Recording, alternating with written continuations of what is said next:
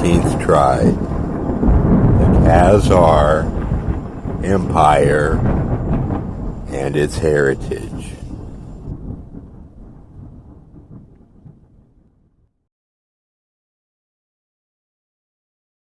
The religion of the Hebrews, writes Bury, had exercised a profound influence on the creed of Islam, and it had been a basis for Christianity. It had won scattered proselytes, but the conversion of the Khazars to the undiluted religion of Jehovah is unique in history. What was the motivation of this unique event? It is not easy to get under the skin of a Khazar prince, covered, as it was, by a coat of mail. But if we reason in terms of power politics, which obeys essentially the same rules throughout the ages, a fairly plausible analogy offers itself. At the beginning of the 8th century, the world was polarized between the two superpowers, representing Christianity and Islam. Their ideological doctrines were welded to power politics pursued by the classic methods of propaganda, subversion, and military conquest. The Khazar Empire represented a third force, which had proven equal to either of them, both as an adversary and an ally. But it could only maintain its independence by accepting neither Christianity nor Islam, for either choice would have automatically subordinated it to the authority of the Roman Empire or the Caliph of Baghdad. There had been no lack of efforts by either court to convert the Khazars to Christianity or Islam, but all they resulted in was the exchange of diplomatic courtesies, dynastic intermarriages, and shifting military alliances based on mutual self-interest. Relying on its military strength, the Khazar kingdom, with its hinterland of vassal tribes, was determined to preserve its position as the third force, leader of the uncommitted nations of the steppes.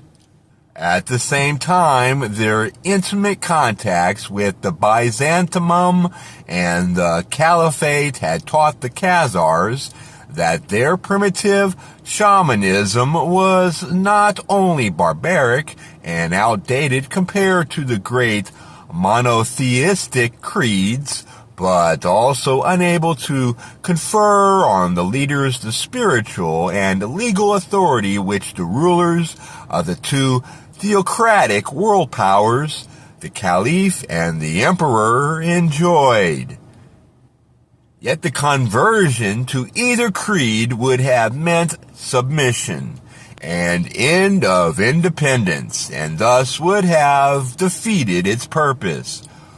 What could have been more logical than to embrace a third creed, which was uncommitted towards either of the two, yet represented the venerable foundation of both? The apparent logic of the decision is, of course, due to the deceptive clarity of hindsight. In reality, the conversion to Judaism required an act of genius. Yet both the Arab and Hebrew sources on the history of the conversion, however varied in detail, point to a line of reasoning as indicated above.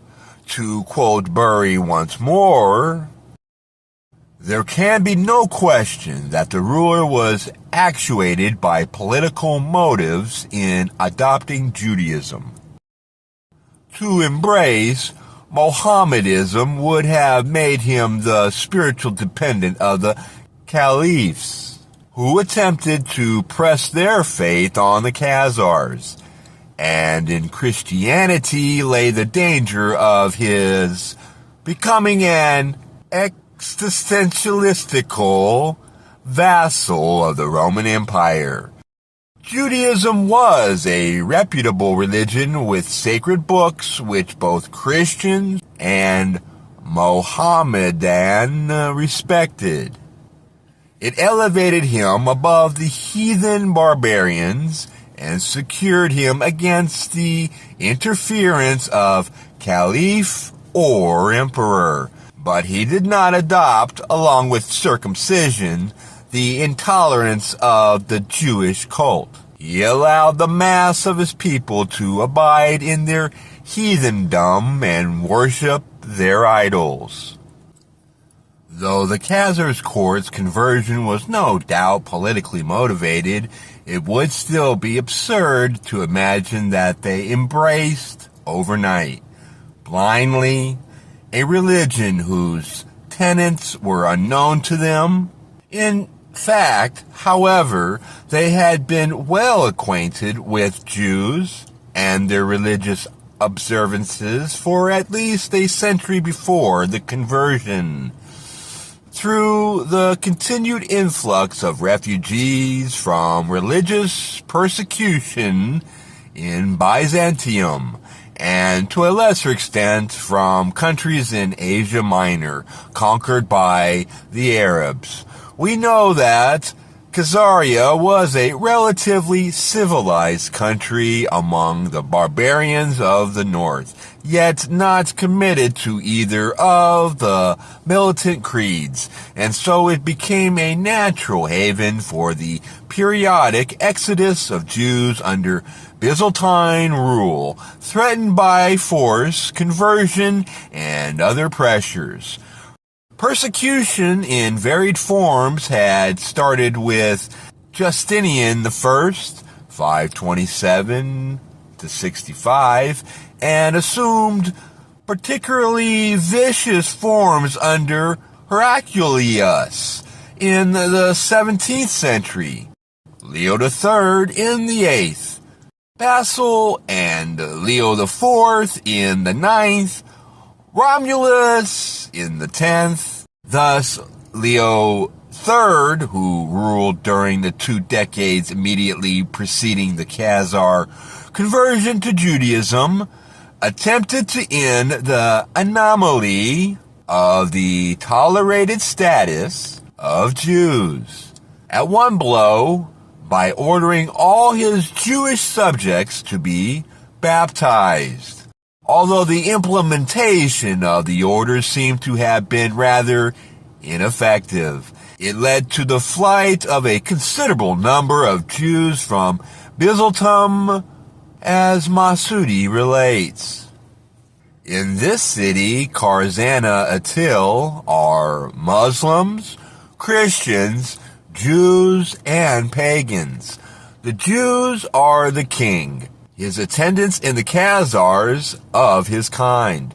The king of the Khazars had already become a Jew in the Caliphate of Harun al-Rashid, and he was joined by Jews from all lands of Islam and from the country of the Greeks, Byzantium.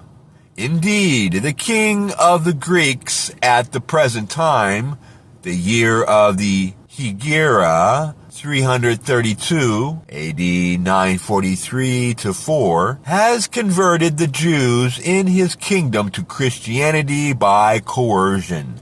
Thus, many Jews took flight from the country of the Greeks to Khazaria.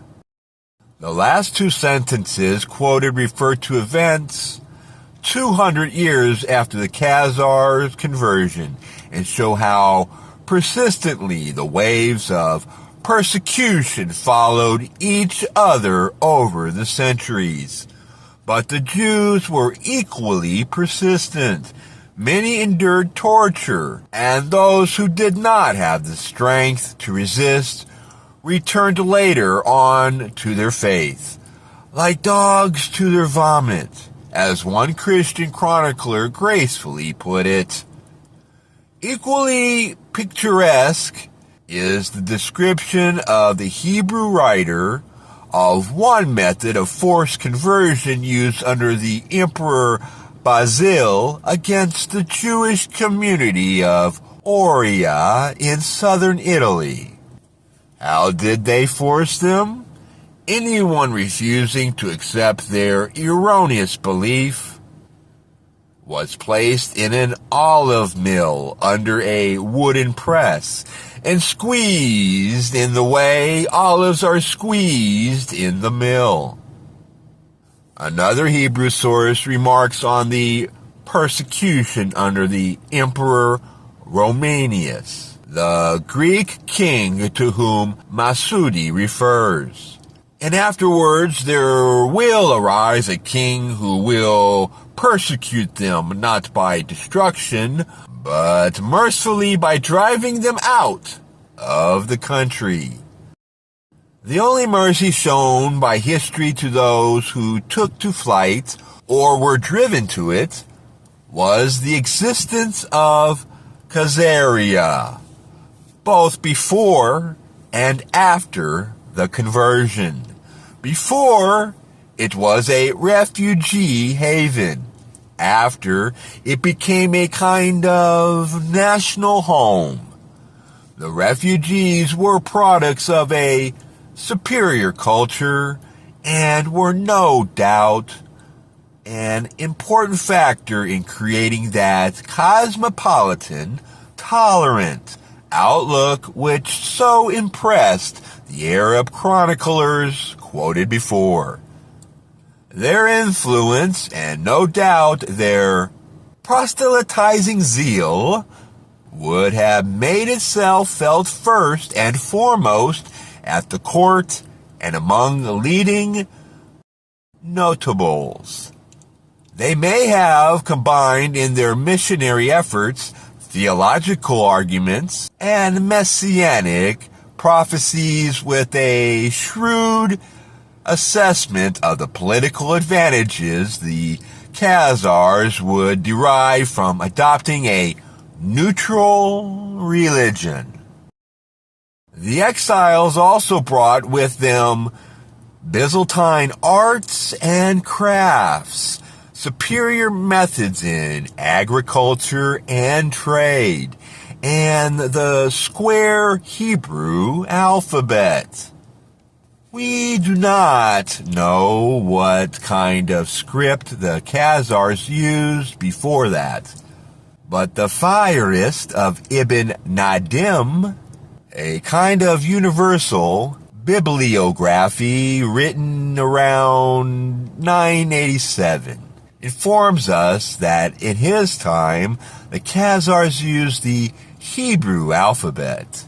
It served the dual purpose of scholarly discourse in Hebrew, analogous to the use of medieval Latin in the West, and as a written alphabet for the various languages spoken in Khazaria, analogous to the use of the Latin alphabet for the various vernaculars in Western Europe. From Khazaria, the Hebrew script seemed to have spread into neighboring countries. Thus, Chowosin reports that inscriptions in a non-Semitic language, or possibly in two different non-Semitic languages, using Hebrew characters, were found on two gravestones from Phanagoria and Parthenet in the Crimea.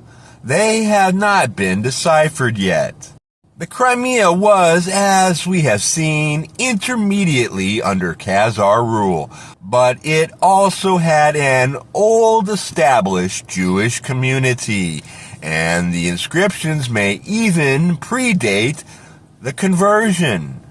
Some Hebrew letters, Shin and Tsadii, also found their way into the Cyrillic alphabet. And furthermore, many Polish silver coins have been found dating from the 12th or 13th century, which bear Polish inscriptions in Hebrew lettering. Example, Leszek Król Polski, Leszek, King of Poland, side by side with coins inscribed in the Latin alphabet. Polyak comments, these coins are the final evidence for the spreading of the Hebrew script from Khazaria to the neighboring Slavic countries. The use of these coins were not related to any question of religion. They were minted because many of the Polish people were more used to this type of script than to the Roman script, not considering it as specifically Jewish.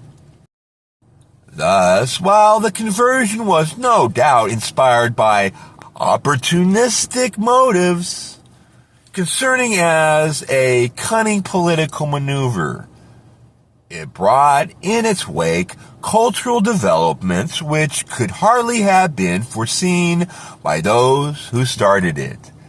The Hebrew alphabet was the beginning. 3 centuries later, the decline of the Khazar state is marked by repeated outbreaks of a messianic Zionism, with pseudo-messiahs like David El Roi, hero of a novel by Disraeli, leading quixotic crusades for the reconquest of Jerusalem. After the defeat by the Arabs in 737, the Khagan's force adoption of Islam had been a formality almost instantly revoked, which apparently left no impression on his people. In contrast to this, the voluntary conversion to Judaism was to produce deep and lasting effects.